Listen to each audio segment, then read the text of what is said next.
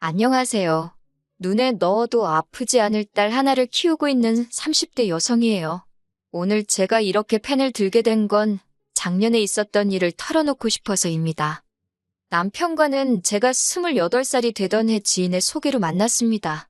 남편과 만나기 전 드세고 고집 센 남자랑 연애를 한 적이 있었는데 그때 심적으로 고생을 많이 했어요. 그래서 쑥스러움을 타면서도 착한 심성을 가진 남편에게 처음부터 호감을 느꼈지요. 남편은 남편대로 좋고 씨름이 분명한 제 성격이 마음에 들었다고 하더군요. 저희는 그렇게 서로의 부족한 점은 채워주고 좋은 점만 봐가며 3년이란 시간을 연애했습니다. 이후로 부부의 연도 맺었고요. 하지만 솔직히 결혼하는 과정에 있어서 잡음이 없던 건 아니에요. 시작은 돈이었어요. 처음 결혼 이야기가 나왔을 때 어머님 아버님께서 5천만 원을 보태주신다 하셨습니다. 친정에서는 1억을 해주네. 뭐 그런 소리가 나오고 있었고요. 하지만 이때까지만 하더라도 양쪽 집이 똑같이 할 필요가 있냐. 능력되는 집이 더해주면 고마운 거지. 적어도 저는 그렇게 생각했어요. 그리고 1억은 당연히 큰 돈이지만 5천도 적은 돈은 아니잖아요.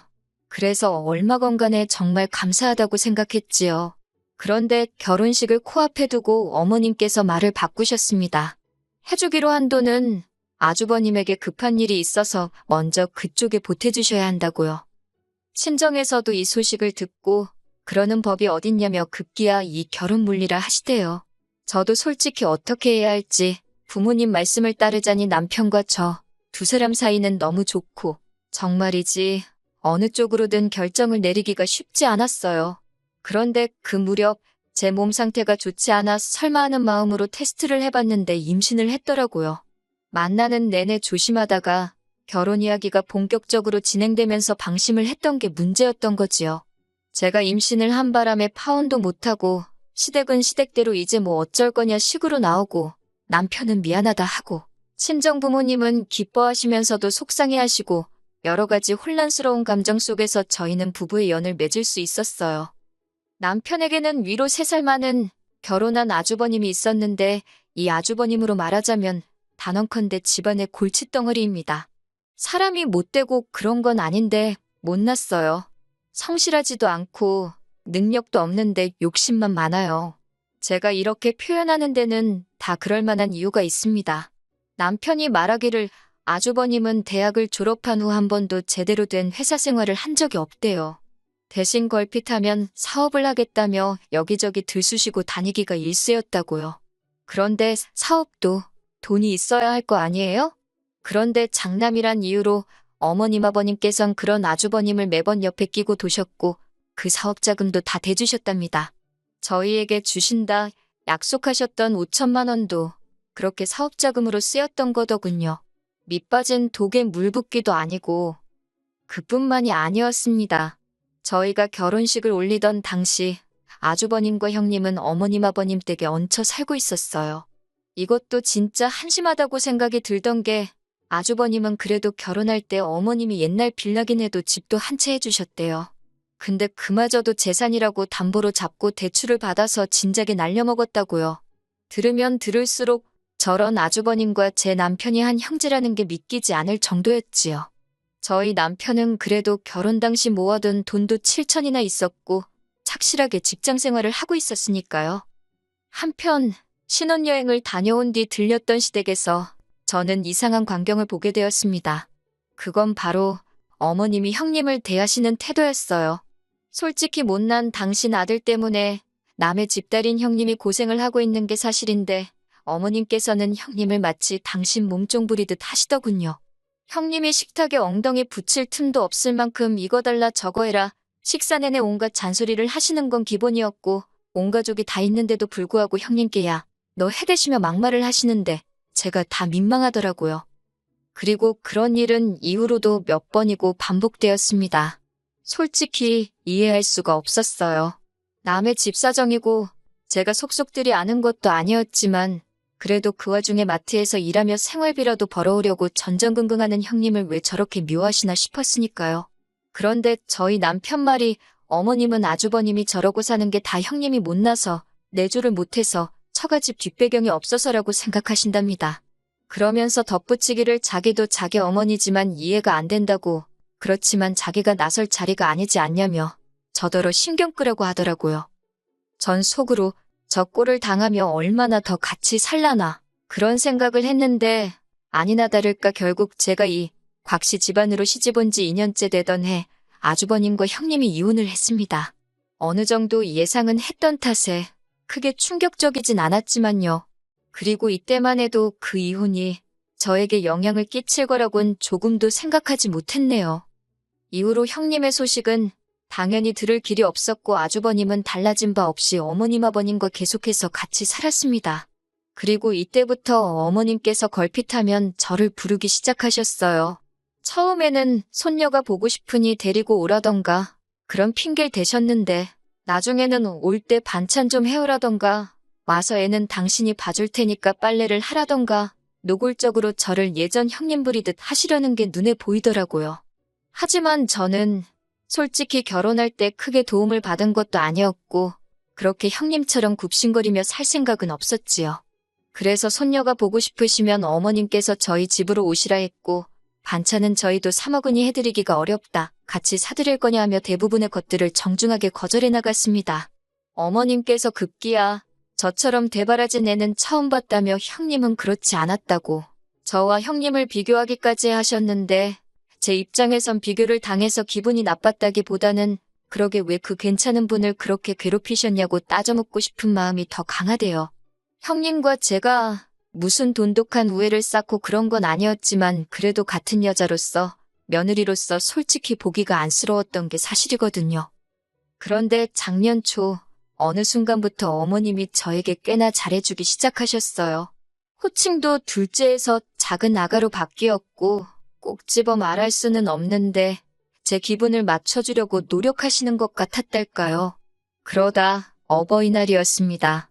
딸애를 데리고 남편과 함께 시댁에 갔는데 어머님 아버님 그리고 아주버님까지 괜히 제 눈치를 살피는 것 같더라고요. 뭔가 하고 싶은 말이 있는데 뜸을 들이는 것도 같았고 견디다 못한 제가 먼저 물어볼까 하다가 그냥 나도 모르겠다 하고 가만히 있었습니다.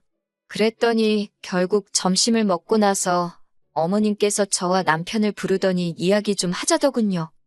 도대체 무슨 이야기를 하시려고 이렇게 분위기를 잡나 그 생각으로 자리에 앉으니 단도직입적으로 할 이야기가 있다며 어머님이 먼저 말문을 여셨습니다. 얘기는 충격적이었어요.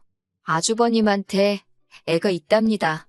그리고 애 엄마는 이혼한 형님이라고요.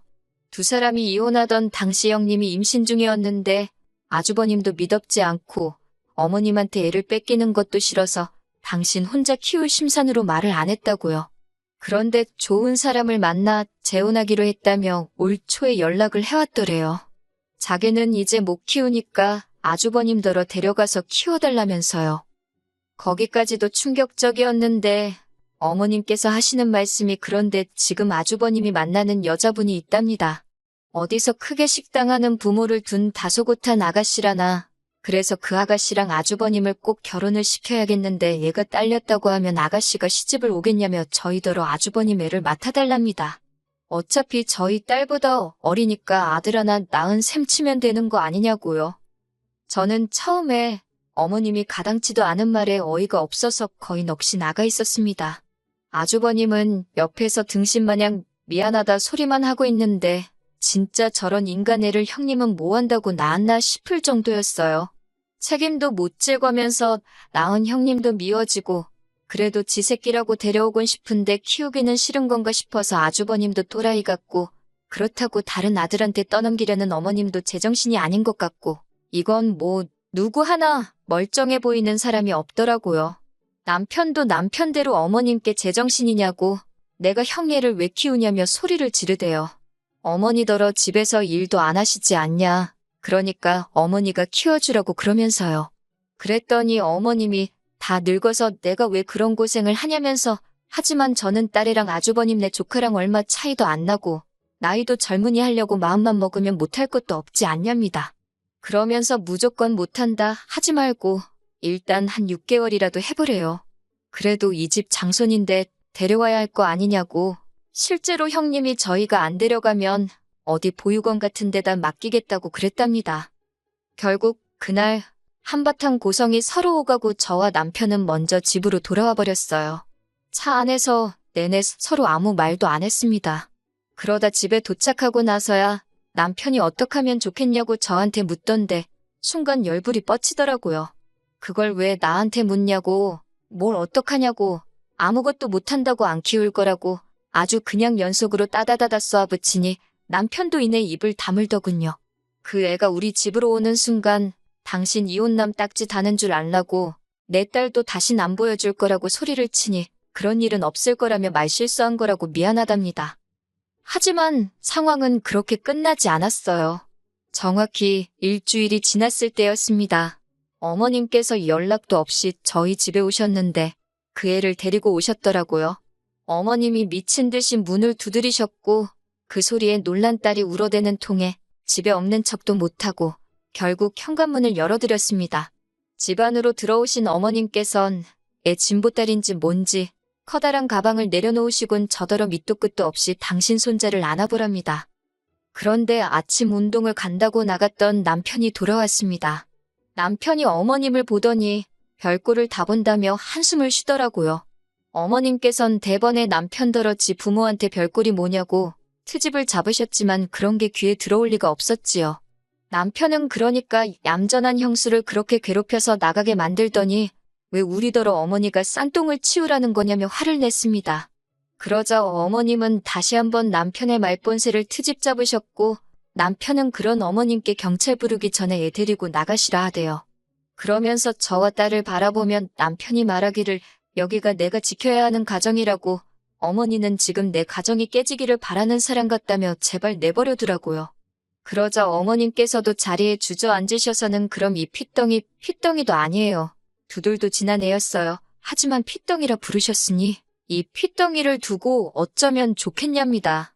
보다 못한 제가 부모가 다 죽은 것도 아니고 아주버님이 버젓이 살아있는데 왜 어머님이 그걸 걱정하시냐고 아주버님더러 키우게 하라 했습니다. 그 아가씨도 알 건 알고 시집을 와야지. 그러다 제2의 형님 꼴 나는 거 아니냐고요. 그러자 아들인 남편이 뭐라 할 때는 가만히 계시던 어머님이 갑자기 눈에 쌍심지를 켜시고는 이게 다 저 때문이랍니다. 제가 남편더러 애기가 불쌍하니까 우리가 키우자. 그랬으면 제 남편이 이렇게 못 키운다고 학을 뗐겠냐고요.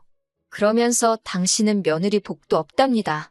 뭐 하나 자기 뜻 알아주는 물건이 없다나. 하지만 그런 말을 듣고 가만히 있을 제가 아니었습니다. 저도 지지 않고 저나 형님이나 시어머니 복은 뒤지게 없다고 받아쳐버렸지요. 결국 남편이 어르고 달래고 하도 내가며 어머님과 애를 택시에 태웠습니다.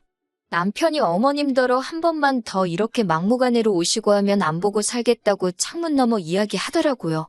아마 전후 사정을 몰랐던 택시기사분은 저희를 아주 후레자식으로 봤을 거예요. 하지만 뭐 그런 거 신경 쓸 때도 아니었고 이후로 아주버님은 만나던 아가씨에게 사실 자기한테 애가 있다고 고백을 했답니다. 그리고 그 아가씨는 아주버님께 이별을 고했다대요. 나이 차이가 많이 나서 설마 싶었다며. 그런데 그렇게 헤어진 것도 어머님은 저희 탓을 하셨어요. 그게 다 저희가 당신 손자를 안 받아줘서 이렇게 된 거라며. 그러면서 제가 당신 두 아들 팔자를 다 망쳐놓은 세상에서 제일 나쁜 엑스라나요. 그리고 그 막말을 저희 남편은 다 듣고 있었기에 결국 시댁과는 인연을 끊게 되었지요. 그런데 두어 달 전 다시 한번 충격적인 소식을 듣게 되었습니다. 그래도 어머님이 당신의 유일한 재산이자 노후라며 지키고 있던 그 집을 담보로 아주버님의 새 사업에 또 투자를 해주셨다고요. 그리고 이번엔 아주머님 사업을 망한 게 아니라 아예 사기를 당했다며 그래서 졸지에 방 2개 반전세로 이사를 간답니다. 남편이 정말 땅이 꺼져라 한숨만 푹푹 쉬어대길래 거의 취조하듯 물어서 알게 된 거예요. 그러면서 남편이 하는 말이 어머님이 남편더러 보증금하게 돈 좀 달라더랍니다. 하지만 자기가 단칼에 거절했다며 저한테 걱정하지 말라고요. 솔직히 지금도 마음이 편하지가 않아요. 어떻게 보일지 모르겠지만 그래도 남편과 어머님이 꾸준히 연락을 해오고 있었다는 사실이 모르겠어요. 현실적인 이런저런 상황이나 변수들을 생각하면 최소한의 연락은 주고받고 사는 게 맞지 싶다가도 안 보고 살기로 했으면 깔끔하게 안 보고 사는 게 맞는 거 아닌가 싶기도 하고. 하기사 천륜인데 그게 끊는다고 끊어지겠어요. 그저 제가 마음을 크게 갖고 남편이 현명하게 잘 처신해주기를 믿는 편이 속 편하겠지요. 그리고 이건 제 오지랖이겠지만 새해니까 덕담이다 생각하고 아주버님도 어머님도 하루빨리 정신 차리셨으면 좋겠습니다.